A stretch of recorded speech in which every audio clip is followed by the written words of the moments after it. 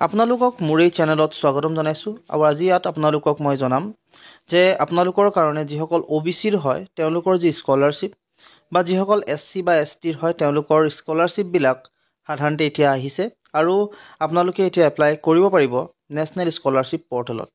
এতিয়া আপোনালোকক সেই স্কলাৰশ্বিপবিলাক এপ্লাই কৰিবৰ কাৰণে কেতিয়া আপোনালোকৰ কোনদিনাখনৰ পৰা আচলতে আপোনালোকৰ ষ্টাৰ্ট হ'ব বা হৈছে আৰু লগতে লাষ্ট ডেট কেতিয়া সেইখিনি জনাম আৰু লগতে এলিজিবিলিটি আপোনালোকক কি লাগিব সেইখিনি আপোনালোকে জানিবলৈ পাব।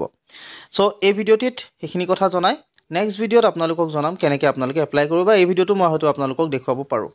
সো প্ৰথম কথা হৈছে আপোনালোকে NSP স্কলাৰশ্বিপ অৰ্থাৎ নেশ্যনেল স্কলাৰশ্বিপ পৰ্টেলত যদি আহে তেতিয়াহ'লে আপোনালোকে ষ্টেট স্কিম যদি চায় তেতিয়াহ'লে আপোনালোকে গম পাব ষ্টেট স্কিমতে আপোনালোকে যিসকল পোষ্ট মেট্ৰিক হওক প্ৰি মেট্ৰিক হওক বহুতকেইটা স্কলাৰশ্বিপ আহিছে আৰু বিশেষকৈ আপোনালোকক মই যিহেতু ইয়াত ST SC বা OBC এইসকলৰ যি স্কলাৰশ্বিপ সেই স্কলাৰশ্বিপটোৰ বিষয়ে জনাব বিচাৰিছোঁ।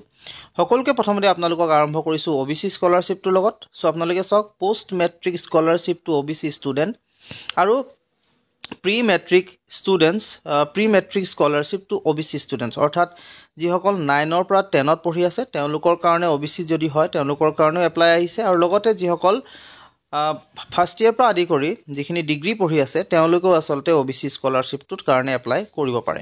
এতিয়া এপ্লাইৰ যিটো ডেট সেইটো ষ্টাৰ্ট হৈছে 10 তাৰিখৰ পৰা 10/2/2024লৈকে আচলতে ষ্টাৰ্ট থাকিব। আচলতে আপোনালোকৰ ষ্টাৰ্ট হৈ গৈছে, গতিকে আপোনালোকৰ যি লাষ্ট ডেট হ'ব সেইটো হৈছে 10 তাৰিখ 2/2024লৈকে 10 তাৰিখলৈকে আপোনালোকে এপ্লাই কৰক OBC যিসকল হয়।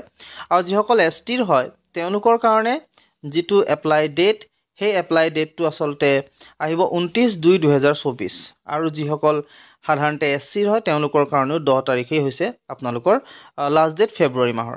চ' ফেব্ৰুৱাৰী মাহলৈকে আপোনালোকৰ আছে এই এপ্লাইৰ কাৰণে যিখিনি OBC হয় তেওঁলোকৰ বা যিসকল ST হয় বা যিসকল SC হয় তেওঁলোকে এপ্লাই কৰিব পাৰে। এতিয়া আপোনালোকৰ যি এলিজিবিলিটি কি বিচাৰিছে কি নাই বিচৰা সেইখিনি আপোনালোকক মই গাইডলাইনৰ থ্ৰুৱেদি দেখুৱাব বিচাৰিম বা কি বস্তু আপোনালোকক লাগিব সেইখিনি আপোনালোকে ইয়াতে গম পাই যাব।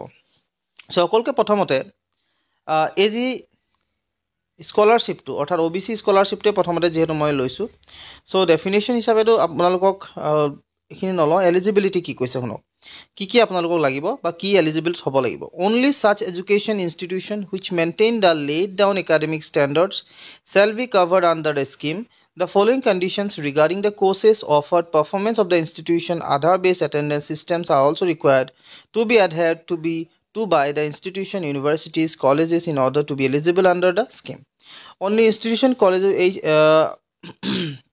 ইয়াত আপোনালোকৰ প্ৰথম কথাটোৱে কৈছে যে আপোনালোকৰ সাধাৰণতে যি এটেণ্ডেঞ্চ হয় আপোনালোকৰ যি আধাৰ বেছৰ থ্ৰুৱেদি যিটো এটেণ্ডেঞ্চ হয় তাৰ মতে যদি হয় তেতিয়াহ'লে সেই ইনষ্টিটিউটত আপোনালোকে যদি পঢ়ি আছে তেতিয়াহ'লে এপ্লাই কৰিব পাৰিব। আৰু আপোনালোকে সাধাৰণতে এই যিটো সেই এপ্লাইটো যিবিলাক গভৰ্ণমেণ্ট ইনষ্টিটিউশ্যন আছে তেওঁলোকৰ পৰা আপোনালোকে এপ্লাই ইতিমধ্যেই কৰিবই পাৰিব, কোনো ধৰণৰ আচলতে তাত প্ৰব্লেম নাথাকিব। আৰু লগতে আপোনালোকৰ ইয়াত যিসকল ষ্টুডেণ্টছ হয় তেওঁলোকৰ কাৰণে কি কথা কৈছে সেইটো আপোনালোকে চাই ল'ব পাৰে আৰু লগতে কেইটকা দিব পাৰে সেইটো আপোনালোকে ইয়াত দেখা পাব। এতিয়া স্কলাৰশ্বিপটো কোনে কোনে পাবলৈ সক্ষম হ'ব। প্ৰথমতে আছে আপোনালোকৰ যিসকল ইণ্টাৰমিডিয়েট কৰি আছে, যিসকল ছিনিয়ৰ ছেকেণ্ডেৰীত পঢ়ি আছে অৰ্থাৎ ফাৰ্ষ্ট ইয়েৰ ছেকেণ্ড ইয়েৰ, যিসকল ডিপ্ল'মা কৰি আছে তেওঁলোকেও পাবলৈ সক্ষম হ'ব। লং টাৰ্ম ভকেশ্যনেল ট্ৰেইনিং যিসকল কৰি আছে তেওঁলোকেও পাব। গ্ৰেজুৱেট যিসকল কৰি আছে তেওঁলোকে পাব। পষ্ট গ্ৰেজুৱেট যিসকল কৰি আছে তেওঁলোকেও সাধাৰণতে এই যি স্কলাৰশ্বিপ তাত এপ্লাই কৰিব পাৰিব।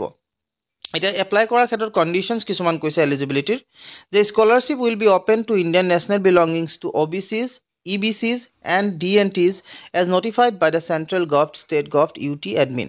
আপোনালোকে সেইসকলে এপ্লাই কৰিব পাৰিব যিসকল আচলতে ইণ্ডিয়ান নেশ্যনেলছৰ হয় অৰ্থাৎ ভাৰতীয় ৰাষ্ট্ৰীয়তা থকা হয় আৰু যিসকল OBCৰ হয়, EBCৰ হয় আৰু DNTৰ হয়। This scholarship will be given for the study of all recognized post matriculation. এইটোতো আপোনালোকে গম পাইছে সকলোৱে এপ্লাই কৰিব পাৰে বুলি কৈছে। আৰু এতিয়া আপোনালোকৰ ইয়াত যিটো ফিজ সেই ফিজটো আচলতে ক'বলৈ চেষ্টা কৰিম। প্ৰথম কথাটো হৈছে ইয়াত আপোনালোকৰ যিটো ইনকাম আৰু এটা কথা চাই লওক আপোনালোকৰ ইনকাম কিমান হ'ব লাগিব। এমপ্লয়েড ষ্টুডেণ্টছ হুজ income combine with the income for their parents, guardians does not exceed rest 2.50 lakhs per annum shall be eligible for post-matric scholarship. যিসকলৰ ইনকম 2.50 লাখতকে বছৰেকত আপোনালোকৰ ইনকম 2.50 লাখতকে যদি বেছি হয় তেতিয়াহ'লে আপোনালোকে নাপাব। গতিকে 2.50 লাখতকে কম হ'ব লাগিব আপোনালোকৰ ইনকম আৰু তেতিয়া আচলতে আপোনালোকে পাব।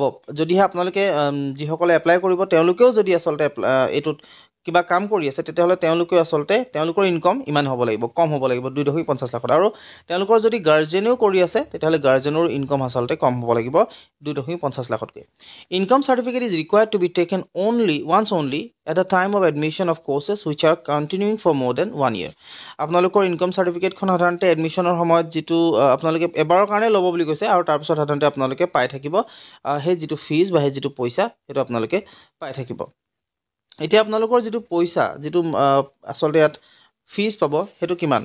Degree and post graduate level professional course, যদি আপোনালোকে ডিগ্ৰী আৰু লগতে পোষ্ট গ্ৰেজুৱেট লেভেলৰ প্ৰফেচনেল কোৰ্চ যদি কৰি আছে, প্ৰফেচনেল কোৰ্চ মানে আপোনালোকে বুজি পাইছে ITI হওক বা তেনেকুৱা যিবিলাক কোৰ্চ সাধাৰণতে আছে তেওঁলোকৰ কাৰণে আপোনালোকৰ 10,000 একাডেমিক এলাৱেঞ্চ দিব আৰু টিউশ্যন ফিজ দিব 10,000, মানে টোটেল 20,000 আপোনালোকক দিব পাৰ এনাম, মানে এবছৰ পাব, ইয়াৰলি পাব আপোনালোকে এইটো বছৰেকত।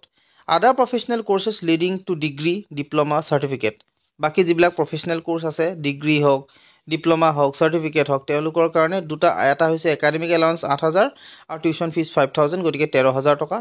Graduate and post graduate কোৰ্চেছ not covered under group 1 and group 2, যদি অকল গ্ৰেজুৱেট কৰিছে বা পোষ্ট গ্ৰেজুৱেট কৰিছে তেওঁলোকৰ কাৰণে আচলতে আপোনালোকে পাব কিমান? 6,000 টকা একাডেমিক এলাউঞ্চ পাব আৰু 2,000 টকা আপোনালোকে টিউশ্যন ফিজ পাব, গতিকে টোটেল 8,000 টকা পাব। আৰু অল পোষ্ট মেট্ৰিকুলেশ্যন আৰু যিমানখিনি পোষ্ট মেট্ৰিকুলেশ্যন অৰ্থাৎ ক্লাছ 10 লেভেলৰ পৰা আদি কৰি ফাৰ্ষ্ট ইয়েৰ ছেকেণ্ড ইয়েৰ এইখিনি যিখিনি আছে সেই হ'লে পাব কেৱল 5,000 ৰুপিজ। চ' এইকেইটা হৈছে আপোনালোকৰ টোটেল হিচাপটো, টোটেল পইচা আপোনালোকে ইমানখিনি পাবলৈ সক্ষম হ'ব। এতিয়া এপ্লাই কৰিবৰ কাৰণে কেনেকৈ কৰিব? এপ্লাই কৰাৰ ক্ষেত্ৰত আপোনালোকে সাধাৰণতে প্ৰথমতে এই যিটো নেশ্যনেল স্কলাৰশ্বিপ পৰ্টেল, সেই নেশ্যনেল স্কলাৰশ্বিপ পৰ্টেলত আপোনালোকে যাব লাগিব আৰু তাৰ পৰা আপোনালোকে এপ্লাই কৰিব পাৰে। এতিয়া ইয়াত আৰু এটা কথা কৈছে duration and renewal of awards, আপোনালোকে ডিউৰেশ্যন কিমান বছৰৰ কাৰণে পাব। The awards once made will be payable up to completion of the course subject to satisfactory academic performance and attendance of 75% in every academic year. আপোনালোকে মনত ৰাখিব আপোনালোকৰ এবাৰ এপ্লাই কৰাৰ লগে লগে আপোনালোকে যিমান দিনলৈকে আপোনালোকৰ পঢ়া থাকিব, অৰ্থাৎ ডিগ্ৰী যিহেতু 3 বছৰীয়া হওক বা 4 বছৰীয়া হওক সেই 4 বছৰৰ কাৰণে আপোনালোকে পাব, কিন্তু আপোনালোকৰ এটেণ্ডেঞ্চ 75%তকৈ কম হ'ব নোৱাৰিব। প্ৰত্যেক বছৰে আপোনালোকে 75% লাগিব। আৰু যিটো পে'মেণ্ট হ'ব সেইটো PFMS যিটো ছিষ্টেম আছে তাৰ থ্ৰুৱেদি আপোনালোকে পাবলৈ সক্ষম হ'ব। আপোনালোকৰ অট'মেটিকেলি আপোনালোকৰ একাউণ্টত সাধাৰণতে আহি যাব, যিহেতু আধাৰ কাৰ্ডৰ ইয়াত লিংক আপ আপোনালোকক বিচাৰিব বা আধাৰ কাৰ্ডৰ লিংক আপ আপোনালোকৰ পৰা ল'ব, গতিকে সেইটো আপোনালোকে ক্লিয়াৰ কৰি ল'ব। আধাৰ কাৰ্ড আৰু বেংকৰ যিটো একাউণ্ট সেইটোৰ লিংক আপটো আপোনালোকে ক্লিয়াৰ কৰি ৰাখিব, আৰু যিহেতু এই ক্ষেত্ৰত আপোনালোকক দৰকাৰ হ'ব এই গোটেই বস্তুখিনি। চ' এইখিনি আপোনালোকক ক'লোঁ। তাৰপিছত আপোনালোকক কৈছে finalisation of national allocation opening for portal, এইটো নালাগে আপোনালোকক, এইখিনি যিখিনি আপোনালোকক ইম্পৰ্টেণ্ট সেইখিনি আপোনালোকক ক'বলৈ চেষ্টা কৰিছোঁ। আৰু এইখিনি আছিল সম্পূৰ্ণ সবিশেষ। আশা কৰিলোঁ ভিডিঅ'টো আপোনালোকে ভাল পালে। যদি ভাল পালে তেনেহ'লে প্লিজ লাইক কৰিব, শ্বেয়াৰ কৰিব, লগতে ছাবস্ক্ৰাইব কৰি কাষত থকা যিটো বেল আইকন সেইটো প্ৰেছ কৰি ৰাখিব। চ' আজিলৈ আপোনালোকক এইখিনি কথা জনাওঁ, আৰু লগতে আপোনালোকক নেক্সট যিটো ভিডিঅ' সেইটোত আপোনালোকে কেনেকৈ এপ্লাই কৰিব সেইটো মই দেখুৱাবলৈ চেষ্টা কৰিম। গতিকে ভিডিঅ'টোৰ লগত চেনেলটোৰ লগত আপোনালোকে লিংক আপ হৈ থাকক আৰু চাই থাকক মোৰ এই সম্পূৰ্ণ সবিশেষবিলাক। আজিলৈ ধন্যবাদ।